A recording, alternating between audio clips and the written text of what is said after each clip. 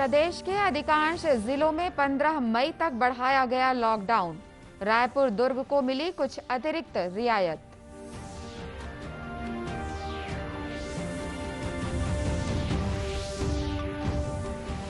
देश में अब तक 16 करोड़ 25 लाख से ज्यादा लोगों को लगाए जा चुके हैं कोरोना के टीके।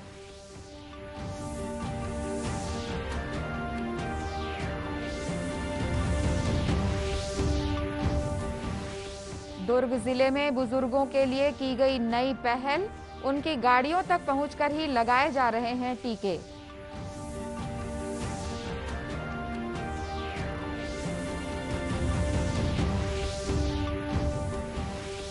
और प्रदेश में लगभग 32,000 सिंचाई पंपों को मिलेगा बिजली कनेक्शन। मुख्यमंत्री ने लॉकडाउन के बाद इसे जल्द पूरा करने के दिए निर्देश।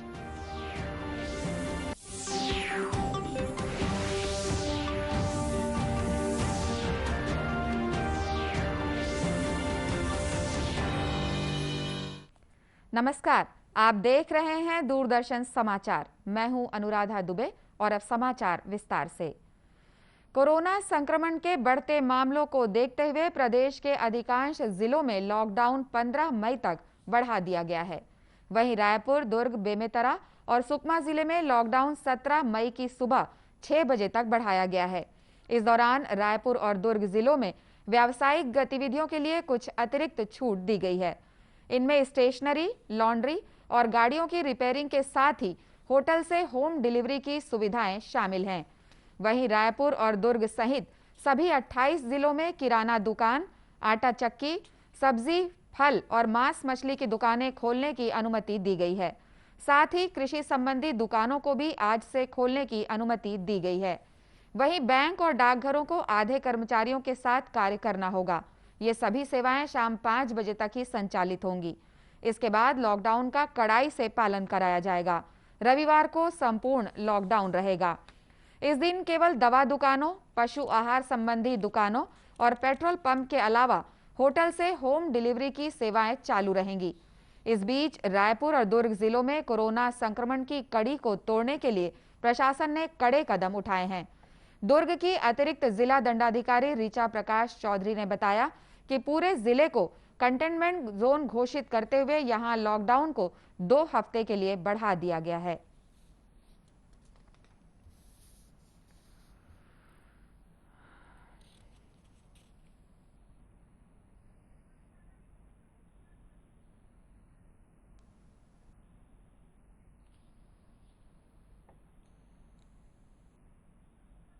अप्रैल फर्स्ट वीक से लगाया है, उसके बाद से संक्रमण की रफ्तार में थोड़ी रोक लगी है। हमारे केस फैटालिटी रेट बहुत कम हुई है।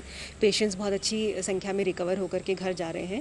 इसमें जिला प्रशासन के सभी अंग हैं, चाहे पुलिस हो, चाहे नगर निगम हो, चाहे हमारी पंचायतों के लोग हैं, वो फ्लैग मार्च के द्वारा लगातार अवेयरनेस फैला रहे हैं। मास्क को लेकर के अवेयरनेस फैला रहे हैं। इवन मास्क के फाइन के अभियान भी चलाए जा रहे हैं।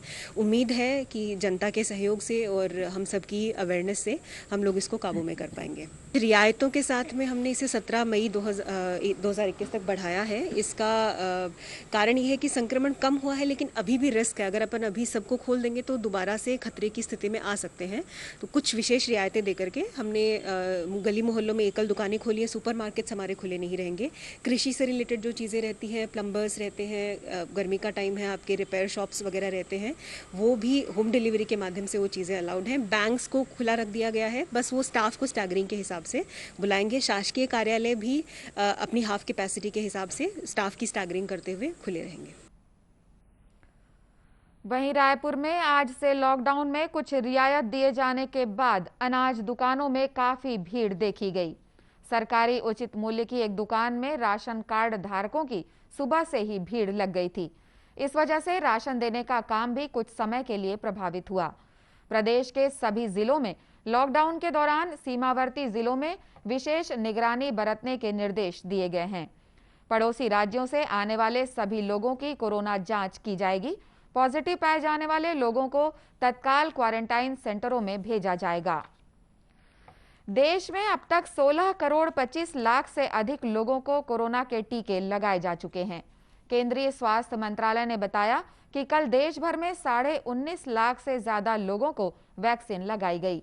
वहीं कल पूरे देश में 4,12,000 से ज्यादा लोगों में कोरोना संक्रमण की पुष्टि हुई। इसे मिलाकर देश में अब तक कोरोना संक्रमित लोगों की संख्या 2,10,00,000 से ज्यादा हो गई है। इनमें से 1,72,00,000 से ज्यादा मरीज स्वस्थ हो चुके हैं। इस तरह कोरोना से मुक्त होने की दर लगभग 82% हो गई है। वहीं छत्तीसगढ़ में कल कोरोना के 15,000 से ज्यादा नए मामले सामने आए। इस तरह प्रदेश में कोरोना संक्रमित लोगों की कुल संख्या 8,02,643 हो गई है। वहीं प्रदेश में सक्रिय मरीजों की संख्या 1,29,000 से कुछ अधिक है। इस बीच छत्तीसगढ़ उच्च न्यायालय के आदेश को देखते हुए प्रदेश में 18 साल से अधिक उम्र के लोगों का टीकाकरण फिलहाल स्थगित है। इस संबंध में अदालत ने राज्य सरकार को सभी वर्गों के टीकाकरण के लिए एक स्पष्ट नीति बनाने को कहा है। इस बीच दुर्ग जिले में वरिष्ठ नागरिकों के टीकाकरण के लिए एक नई व्यवस्था की गई है। इसके तहत अब वरिष्ठ नागरिकों को उनके निजी वाहनों में उनके पास पहुंचकर ही टीका लगाया जा रहा है। बुजुर्गों को अपनी गाड़ी से उतरकर टीकाकरण केंद्र तक जाने की परेशानी से बचाने के लिए प्रशासन ने ये पहल की है। आज भिलाई के एक टीकाकरण केंद्र में स्वास्थ्य कार्यकर्ताओं द्वारा कुछ बुजुर्गों को उनकी गाड़ियों तक पहुंचकर ही टीके लगाए गए। प्रशासन की इस पहल का वरिष्ठ नागरिकों ने भी स्वागत किया है। इस संबंध में भिलाई नगर निगम के आयुक्त ऋतुराज रघुवंशी ने बताया कि बुजुर्गों को उनकी गाड़ी में ही टीका लगाने से उन्हें भीड़ से बचाना भी संभव हो रहा है। इस तरह उन्हें संक्रमण से बचाने में भी मदद मिल रही है। कोविड वैक्सीनेशन को लेकर आज नगर निगम भिलाई ने ड्राइव इन वैक्सीनेशन शुरू किया है, जिसमें हमारे 60 साल से ऊपर के जो पात्र हितग्राही हैं उनके लिए हमने जगह चिन्हांकित की है। वो अपनी गाड़ी में अपने परिवार वालों के साथ आके यहाँ पे वैक्सीनेशन करा के और फिर यहाँ पे आधे घंटे वेट करने के बाद अपने घर सीधे जा सकते हैं। इससे लोगों को बहुत सहूलियत हो रही है। ज़्यादा से ज़्यादा लोगों को हमको कवर करना है, जल्द से जल्द कवर करना है और जितनी ज़्यादा सहूलियत हम लोगों को दे पाएंगे उतना हमारा वैक्सीनेशन सक्सेसफुल होगा। अपनी गाड़ी में बैठे बैठे ही टीका लगाने से बुजुर्ग नागरिक काफी संतुष्ट नजर आए। उनका कहना था कि इस सुविधा के कारण उन्हें बहुत आराम मिल रहा है। खबरों का सिलसिला आगे भी जारी रहेगा। फिलहाल वक्त है एक छोटे से ब्रेक का।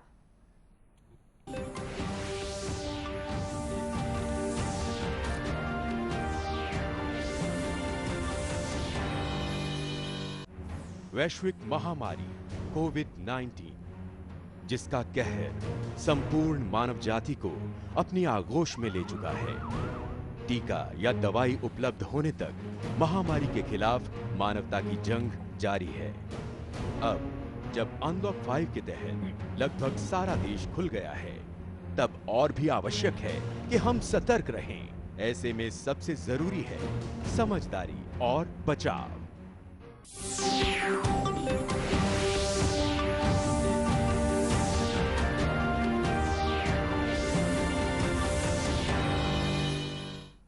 ब्रेक के बाद एक बार फिर स्वागत है आपका दूरदर्शन समाचार में। प्रदेश में लगभग 32,000 सिंचाई पंपों को बिजली कनेक्शन देने की निविदा प्रक्रिया पूरी हो गई है। मुख्यमंत्री भूपेश बघेल ने बिजली विभाग के अधिकारियों से चर्चा करते हुए कहा कि लॉकडाउन के बाद स्थिति सामान्य होने पर किसानों के सिंचाई पंपों को बिजली कनेक्शन देने का कार्य जल्द से जल्द पूरा किया जाए। श्री बघेल ने बिजली विभाग के मैदानी अमले से कहा कि कोरोना संक्रमण को देखते हुए सभी कर्मचारी कोरोना से बचाव के सभी उपायों का अनिवार्य रूप से पालन करें। मुख्यमंत्री ने इस बात पर संतोष जताया कि कोरोना संक्रमण के कठिन समय में भी तकनीकी कर्मचारी निर्बाध रूप से बिजली के उत्पादन और आपूर्ति के कार्य में जुटे हुए हैं। चर्चा के दौरान अधिकारियों ने अपने विभाग के 18 वर्ष से अधिक उम्र वाले सभी कर्मचारियों का टीकाकरण जल्द शुरू कराने का अनुरोध किया। छत्तीसगढ़ से राज्यसभा की सांसद फूलोदेवी नेताम ने लोगों से कोरोना से बचाव के लिए जल्द से जल्द टीका लगवाने की अपील की है। राज्यसभा सांसद ने कहा है कि इस समय कोरोना संक्रमण के कारण देश और प्रदेश गंभीर चुनौती का सामना कर रहे हैं। ऐसे में टीका लगवाने से कोरोना से बचाव के लिए टीका लगवाना सबसे सुरक्षित उपाय है। कोरोना जैसे महामारी से बहुत ज़्यादा प्रभावित हो चुका है।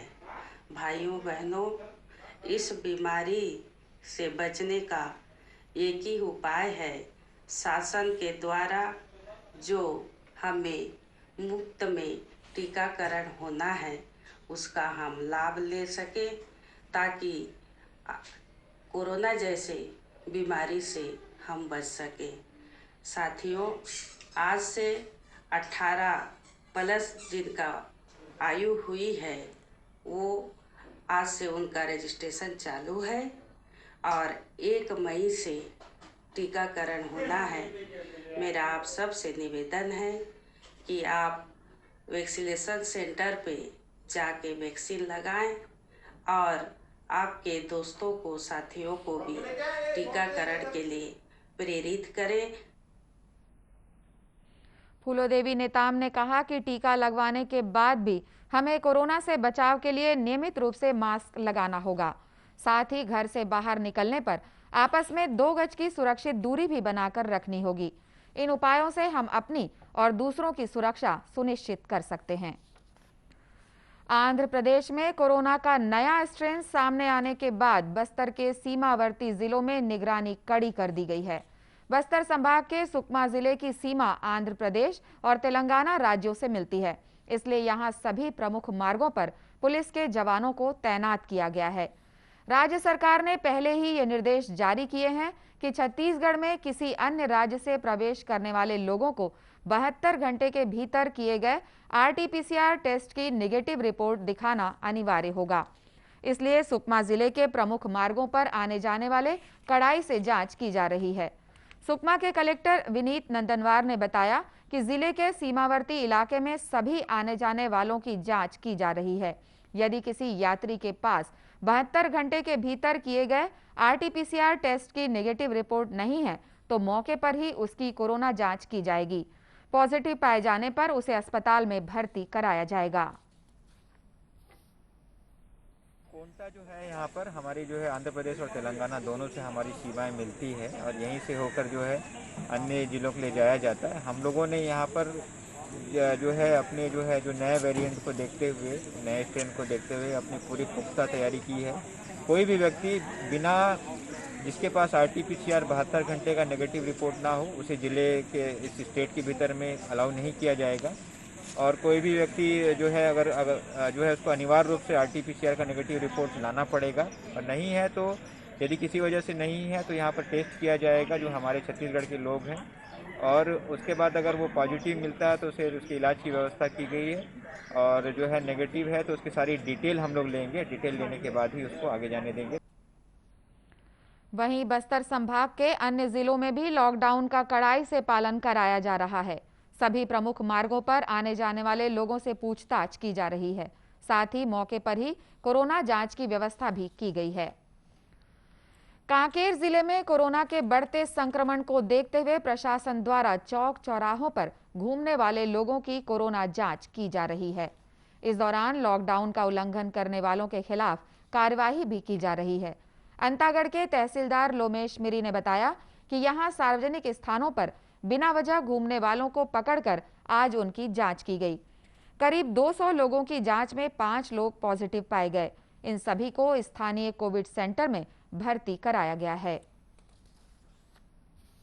जिसके चलते स्थानीय प्रशासन के प्रत्येक मैदानी अमले को हमने चौक चौराहा पर तैनात किया गया है।